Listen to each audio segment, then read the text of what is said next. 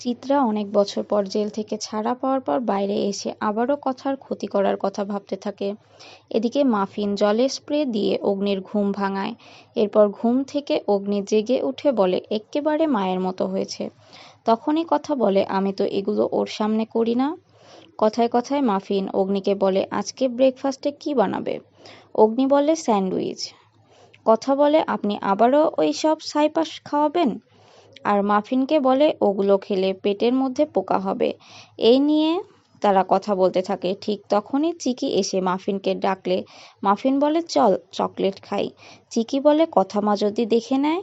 Muffin বলে দেখবে না। এই বলে হামাগুড়ি দিয়ে ড্রয়ার খুলে চকলেট খায়।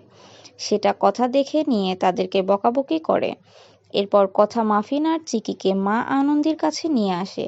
এরপর মাফিন আর চিকি মা আনন্দের আশীর্বাদ নেয়। তারপর কথা মা আনন্দের সামনে গান গাইতে শুরু করে দিলে তখনই মাফিন মা আনন্দের প্রসাদের থালা থেকে মিষ্টি নিয়ে একটি চিকিকে দেয় আর আরেকটি নিজে খায়।